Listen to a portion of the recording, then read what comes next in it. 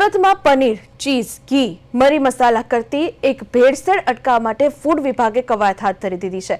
ખાણીપીણીની દુકાનોમાં કારીગરોની મેડિકલ, શારીરિક સ્વચ્છતાની ચકાસણી કરવામાં આવી છે। અલગ અલગ ઝોનમાં 86 દુકાનદારોને નોટિસ આપવામાં આવી છે। 5 દિવસમાં 41 સ્થળેથી 28 નમૂના લઈને 797 કિલો જથ્થો સીઝ કરવામાં આવ્યો છે।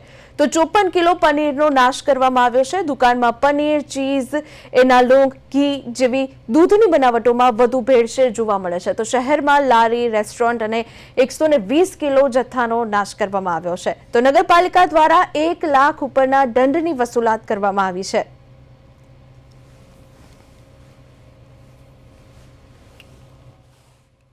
સુરત શહેરમાં જે રીતે એસઓજી દ્વારા ડુપ્લિકેટ જે રીતે પનીરનો મોટો જથ્થો ઝડપી પાડ્યો હતો અને ત્યારબાદ હવે સુરત મહાનગરપાલિકાનું જે ફૂડ વિભાગ છે તે પણ હરકતમાં આવ્યું છે, ત્યારે અત્યારે સુરતમાં જે રીતે એક અલગ રીતે નિયમો બનાવીને ખાસ કરીને જે રીતે 86 જેટલા લોકોને નોટિસ ફટકારવામાં આવી છે અને જે રીતે લોકોના સ્વાસ્થ્ય સાથે સીધા છેડા કરતા હોય છે, ત્યારે આપણી સાથે ફૂડ એન્ડ ડ્રગ્સના અધિકારી છે।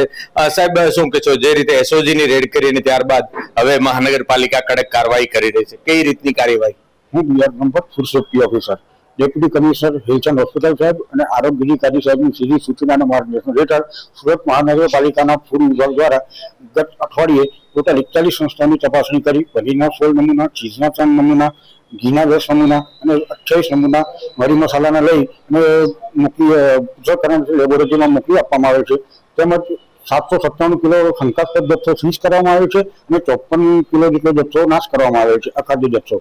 તદુપરાંત સુરત મહાનગરપાલિકાની ફૂડ અને આરોગ્ય વિભાગની ટીમે સંયુક્ત કામગીરીમાં 375 સંસ્થાઓની તપાસણી કરી તેમાંથી 79 નમૂના લીધા છે, 86 સંસ્થાઓને નોટિસ આપી છે અને 1,31,000 વહીવટી પત્રનો ખર્ચ પેટે વસૂલ કરવામાં આવેલ છે। સુરભી ડેરી સહિતના પનીરમાં આખું ભેળસેળ એટલે કેટલું વખત હવે એમાં કઈ રીતની આગળ સુરભી ડેરીમાં કામગીરી છે? સુરભી ડેરીમાં હજુ રિપોર્ટ આવ્યો નથી, રિપોર્ટ આવે ખબર પડશે કઈ પ્રકારના ભેળસેળ કરતા હતા તે લોકો, તેની ખબર રિપોર્ટ આવ્યા પછી પડશે। બીજા કેવા કેવા ખાદ્ય પદાર્થોમાં આ રીતે ભેળસેળ થતી હોય છે અને તેમાં નોટિસ ફટકારવામાં આવી છે કે દંડની જોગવાઈ કરી? જનરલી દૂધની બનાવટો, મરી મસાલા, ખાદ્ય તેલો, તેમાં ભેળસેળની થવાની શક્યતાઓ રહેલી છે અને આ લોકોની સામે ફૂડ સેફ્ટી એન્ડ સ્ટાન્ડર્ડ એક્ટના કાયદા પ્રમાણેની કાર્યવાહી કરવામાં આવે છે।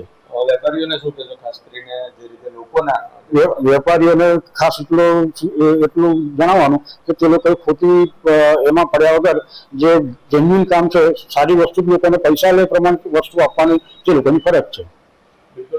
ફૂડ એન્ડ ડ્રગ્સના અધિકારી તેમને સ્પષ્ટ જણાવ્યું છે અને ખાસ કરીને 86 જેટલી જગ્યાએ જે નોટિસ ફરકાવવામાં આવી છે, અનેક જગ્યાએ દંડ પણ વસૂલવામાં આવ્યો છે અને વેપારીઓને પણ અપીલ કરી છે કે લોકોની સાથેના જે રીતના બનાવ બનતા હોય છે તેમાં અટકાવવા માટેનો સુરત મહાનગરપાલિકા ત્યારે એસઓજીની રેડ બાદ જાગી છે, ત્યારે જોવું રહ્યું કે હવે જે રીતના લોકોના સ્વાસ્થ્ય સાથે છેડા થતા છે તેમાં અટકાવ થશે કે કેમ તે તો આવનારો સમય બતાવશે। કેમેરામેન અજય કુમાર સાથે અરવિંદ રાઠોડ, પ્રદેશ 24, સુરત।